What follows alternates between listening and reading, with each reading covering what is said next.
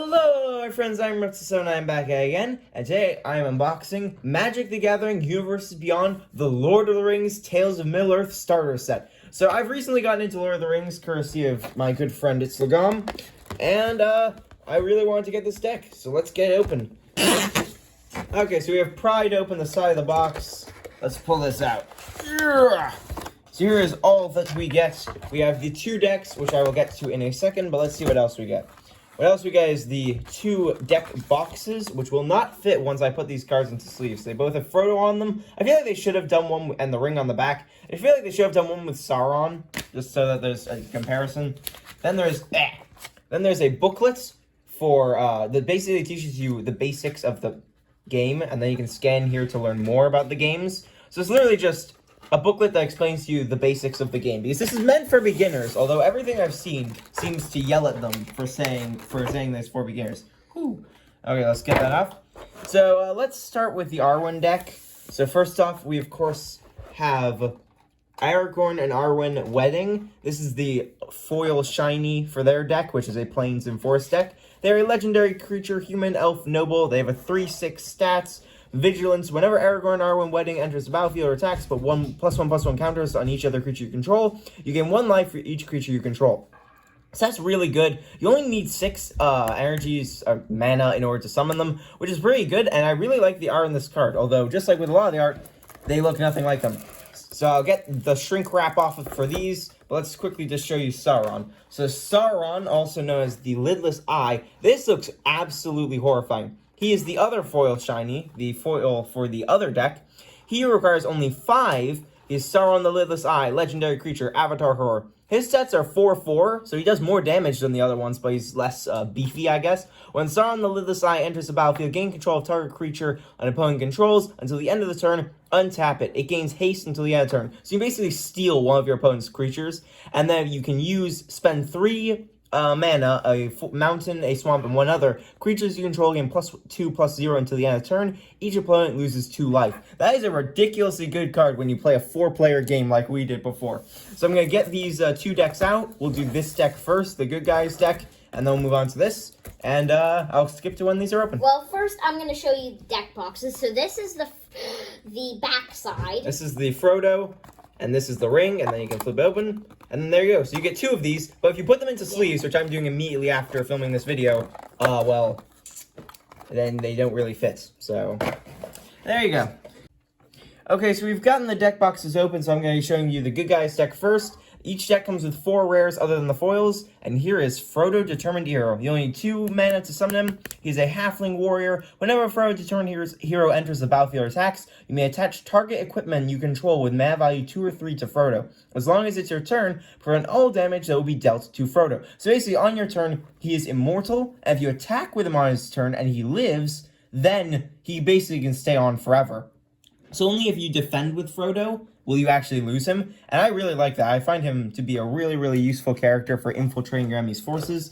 Then we have Gandalf White Rider. He requires 4 mana to summon. He is an avatar wizard. Vigilance. Whenever you cast a spell, creature you control gain +1/+0 to the end of turn, scry 1. When Gandalf White Rider dies, you may put him into the owner's library 5th from the top. So Gandalf never really dies. He is also a 3/3 in his stats. Next up is the third of the 4 rares, Galadriel Giftgiver. She requires 5 mana to summon. Elf Noble. Whenever Galadriel Giftgiver enters the battlefield or attacks, choose 1. Place +1/+1 counters on another target creature. Create a food token or create a treasure token. She is a 4/4, so quite powerful. And then next up, the last of the rares is Bilbo's Ring, legendary artifact equipment. As long as it's your turn, equipped creature has hexproof and can't be blocked. So basically, if you attack someone with this, they can't be stopped. Whenever a cryptic creature attacks alone, you draw a card and you lose 1 life. So this is a very, very interesting card. Depending on how you use it, it can do a lot of damage or do not much damage at all. It really just depends on how you utilize it. Next up, we have Knight of the Keep, the creature, human knight. There's a bunch of like flavor text here. You can just pause the video if you want to read any of this. He is a 3/2, and there's 1, 2, 3 of him. Next up is the Westfold Rider. I like this art. That looks really, really cool. You can see him riding on the horse. It's really nice. He's a human knight. Sacrifice the Restful Rider. Destroy target artifact or enchantment. Activate only as a sorcery. He's also a 3/1, so he will die almost instantly, but he does a ton of damage, which is quite good. Next up, you have the Eastmark Cavalier. He only requires 2 mana to summon. He is a human knight. He has Vigilance, and whenever Eastmark Cavalier deals damage to a goblin or orc, destroy that creature. So he basically has Death Touch for goblin and orcs. He's also a 2/2 in his stats. Next up, we have the East Farthing Farmer. He requires 3 mana to summon. He is a halfling peasant. When the East Farthing Farmer, tongue twister, enters the battlefield, create a food token. When you do, target creature you control gets +1/+1 until the end of turn for each food you control. He is a 2/3. So he's a nice defender, just like all the defenses should be. That makes no sense. Protector of Gondor. He is a 4 mana summoner. Human Soldier. When Protector of Gondor enters the battlefield, create a 1/1 white human soldier creature token, which comes in the deck. He is a 3/3. So he's a pretty good soldier, and he gets you more people. You actually have 2 of him, which is very nice. Next up, you have the Dunedain Blade. Equipped a creature gets +2/+1. So that's a really nice thing when paired with Frodo or the Ring. It makes a really nice combo. Then you have Second Breakfast, which is just hilarious. You see Pippin and Merry standing there. Up to 2 target creatures get +2/+1 until the end of turn. Create a food token. So that's a really nice card. Next up is Rosie of South Cotton Lane. She requires 3 to summon. She is a halfling peasant. When Rosie Cotton South Lane enters the battlefield, create a food token. Whenever you create a token, put +1/+1 counters on a target creature you control other than Rosie. Rosie's only a 1/1, so very good to protect her. That would be wise. Banishing Light. When Banishing Light enters the battlefield, exile target non-land permanent opponent controls until Banishing Light leaves the battlefield. So you can basically banish any creature until that is gone. And there's actually 2 of them, which is very nice. And something weird about this deck is Rosie, Merry, and Pippin are in it, but Sam isn't. Yeah, Sam is not in this deck, which is very, very odd. Next up is Landroval Horizon Witness, legendary creature, bird noble, flying. Whenever 2 or more creatures you control attack a player, target attacking creature without flying gains flying until the end of turn. He's a 3/4, so he's pretty good, and he also does that. You cannot pass. Now this, it only requires 1 to cast. Destroy target creature that blocked or was blocked by a legendary creature this turn. Itzilgum despises this card because the line is "You shall not pass." You shall not pass. He's like, and I kind of agree with him in this. So he kind of despises this card for that reason. And it's not like, look, there's not like a lack of space to put it. You could just put it in there. Why would you do that? Is that line copyrighted? I don't get it. I really don't. Mushroom Watchdogs, 2 mana, creature, dog. Really, dogs. Sacrifice a food, put +1/+1 counter on Mushroom Watchdogs. It gains vigilance until the end of turn. Activate only as a sorcery. They are 2/2. There are also 2 of them. So technically there's 4 Watchdogs here if you count on the cards. Woe's Pathfinder. This is a really good card. It only requires 2 mana to summon. They're a 1/1, but you can tap it for 1 mana of any color. And you can also spend 7 mana, a whopping 7 mana, to have another target creature gain +3/+3 and trample until the end of the turn. So you keep this to the late game, that'll be a really, really good thing. And I like the art on the card. There are actually 2 of them, which is quite nice. Next up is the Bag End Porter. We also have 2 of him. And here's what he does. He is a dwarf. Whenever Bag End Porter attacks, it gets +X/+X until the end of turn, where X is the number of legendary creatures you control. And he's already a 4/4. So if you had all the legendary creatures out here, this guy would be crazy. He'd be like a 7/7 or an 8/8. It'd be insane. He would be an 8/8. Generous Ent. Tree Folk requires 6 to summon. Reach, so you can attack flying creatures. When Generous Ent enters the battlefield, create a food token, and then you can Force Cycle to discard this card and gain a Force card. He's a 5/7, so a very tanky creature. Many Partings. We have too many partings. Too many partings. Ha. You have 1 mana to use this. Search your library for a basic land card, reveal it, put it into your hand, then shuffle, create a food token. So a very nice card indeed. Next up, we have the Galadrim Bow. Flash. When Galadrim Bow enters the battlefield, attach it to target creature you control, untap that creature. Equipped creature gets +1/+2 and has reach. So very nice for taking out fly creature. Merry Duck Brandybuck. I despise this card personally, just because he looks like a guy from Encanto. This is not Merry. This is like a person from Encanto. It looks... It's not a bad card. It's just so weird. Requires 2 mana to summon. Whenever 1 or more halflings you control attack a player, create a food token. So that's very nice. He's friendly, I guess. Peregrine Took, who again looks nothing like the guy from the movie. You require 3 mana to summon him. He's a halfling citizen. If one or more tokens would be created under your control, those tokens plus an additional food token are created. Instead, sacrifice 3 foods, draw a card. He is a 2/3. Sam, get ready for 9:30. Not sure what that means. This one is one of my favorite cards in the deck, Stew the Conies, and it has Gollum on here. Gollum, when we get to that card, Gollum is, I have many opinions of it, and Sam is on this card, but he's not in the deck. That really annoys me. That's the only place he appears? That's the only place he appears in the entire deck, and he doesn't even have a card. Target creature you control deals damage equal to its power. To target creature you don't control, create a food token. Next up is, look at this, they don't put in Sam, but they put in Butterbur, the Bree Innkeeper. 4 mana to summon Human Peasant at the beginning of your end step. If you don't control a food, create a food token. He is a 3/3. I find that absurd. You should have put in Sam. Then there is a lot of other things. So you have... I guess Sam is nothing special for him. You have 2 Shire Terraces, which you can tap it to add 1 of any mana, and you can sacrifice it to search your library for a basic land. They have Greypool Refuge. When it enters the battlefield tapped, you can add 1 forest or plains, and you gain 1 life when you play it. I believe there are 2 of them. And then there are 11 forests and 11 plains things in this deck. And then there are the bonus tokens, which are food and treasure, food and white human soldier.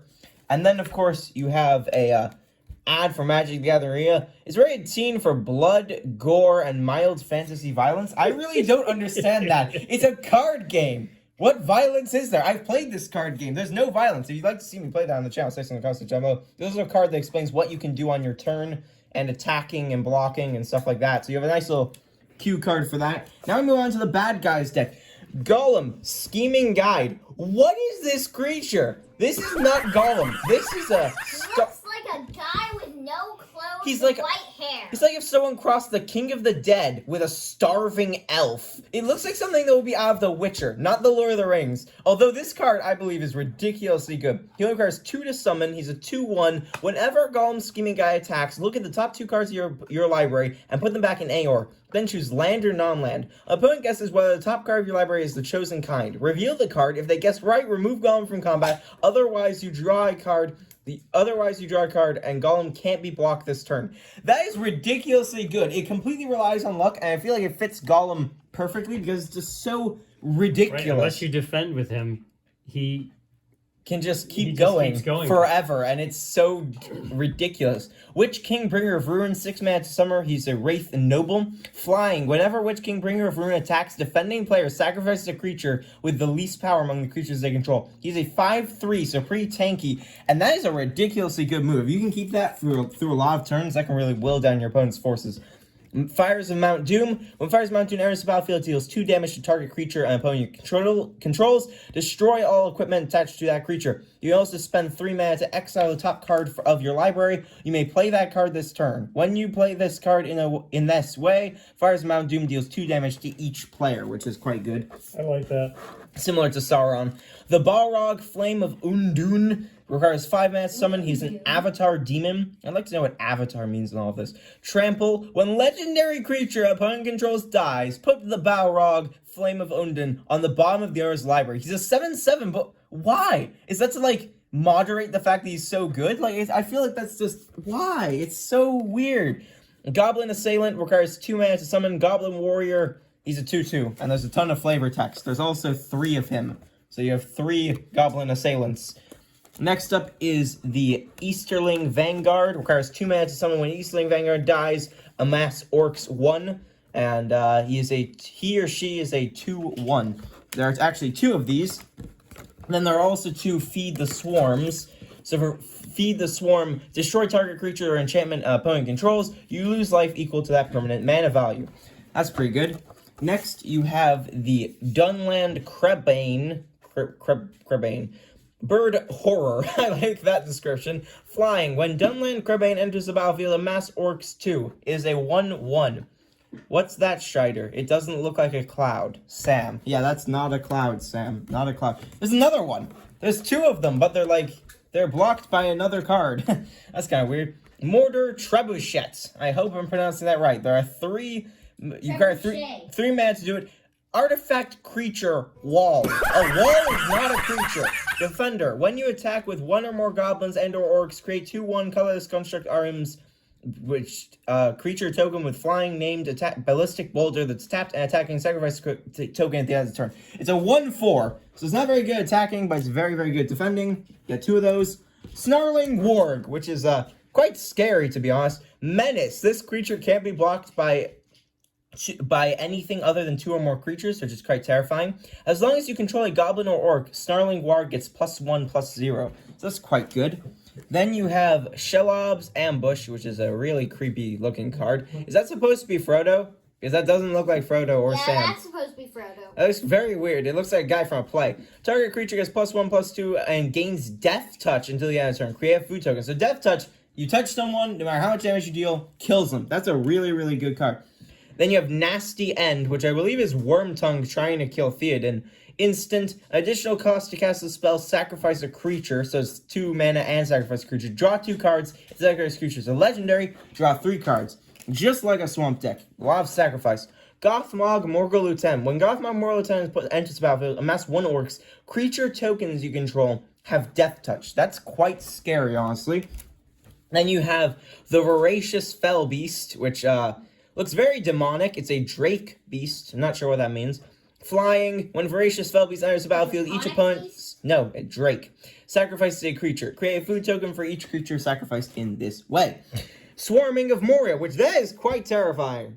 There's a goblin climbing up a wall with a knife in his teeth. Create a treasure token. Amass 2 orcs. That's a pretty nice card. Then you have the Olog High Crusher, which is like a massive... what's it called? Troll. A massive troll. Trample. Olog High Crusher can't block unless you control a goblin or orc, so he can only attack. There are actually 2 of them. And then you have an Oily Fant, which is just hilarious. I love that. 6 mana to summon, 6/4, trample. Whenever it attacks another target creature, gets +2/+0 and gains trample until the end of the turn. Mountain Cycling. Discard this card, search your deck for a mountain energy.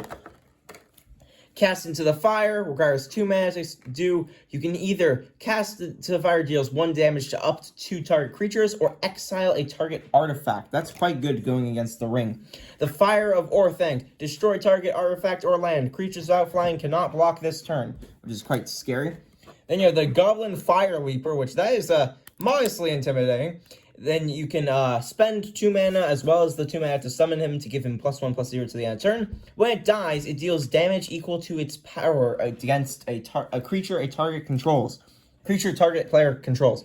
Grishnak, Brash Instigator. He is a legendary creature, Goblin Soldier. When Grishnak Brash Instigator enters the battlefield, massive orcs 2. When you do until the end of the turn, gain control of target non-legendary creature opponent controls with power less than or equal to amassed army's power. Untap that creature, it gains haste until the end of the turn. He is only a 1/1, so he's he's like Wormtongue. He's sneaky and very, very weak. Foray of Orcs. Amass orcs 2. When you do Foray of Orcs, deals X damage to target creature opponent controls, where X is the amassed army's power. There are actually 2 of these cards.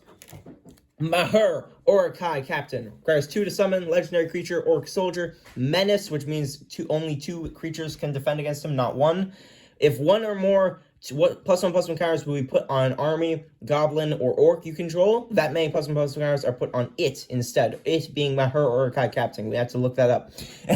And it has 2/2. He has 2/2 as a step.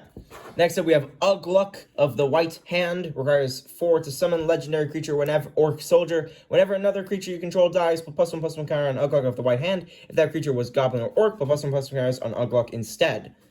Okay. 3/3. Pretty interesting sets. The Mind Stone, which you can tap for a mana or sacrifice the Mind Stone to draw a card. Not 100% sure what the Mind Stone is. It looks like a really weird looking bulbous head on top of a statue petting a cat. I'm not 100% sure what that is. Then we have a whopping, not really a whopping. Well, it is a whopping. I'm like, oh, jeez, I'm spilling everything. I'm like, what's his name from Green Acres? I'm like, Mr. Kimball. It isn't. Well, it kind of is. So we have 4 Evolving Wilds. Sacrifice the Evolving Wilds. Search your library for basic land card. Put it into the battlefield. Tapped. This is not evolving. This is wrecked, swamped, and destroyed with malice and malintent. And then you have, let's see, 1, 2, 3, 4, 5, 6, 7, 8, 9, 10, 11, 11 swamps, and then probably 11 mountains if I had to wager a guess. Then you also have food and a ballistic boulder token. And then also has the on your turn sheet here. So both players know what they can do. And then of course have an ad for Magic the Gathering Arena. I actually play that, and again, if you'd like to see me play it, say so in the comment section down below. Right, but these foods are really good cards because You can, if you tap them, you sacrifice this artifact, you gain 3 life, which is very, very good. So there's a lot of healing in this deck. And then of course you have on the other side Orc Army, which is another very, very useful part of this deck. So in the end, I hope you guys enjoyed this video. This has been a blast showing you guys this deck. Personally, I like the Sauron deck better just because it has cooler cards. And I love Gollum. The art is so good, even though it looks like something out of The Witcher and not really from Lord of the Rings. I love the art on all of these cards. It's an amazing deck. You can make them better with some cards from the booster packs. And you do get the codes to enter the decks online. Exactly. So in TCG Online, you can also use them and then add cards from the booster packs online, which don't require any money if you just play enough games. So in the end... MTG? MTG. I hope you guys enjoyed this video. This has been a blast unboxing this really cool set. If you'd like to see me play in Magic the Gathering Online, say so in the comment section down below. And I'll catch you next time. Sayonara, Ayonara. I'm sorry this video was so long, but I wanted to do this in depth. Skip to getting this open since it requires scissors. Foresight. Wish I could have made an insight roll before this. That would have helped. Technical difficulties. We're just prying open a box.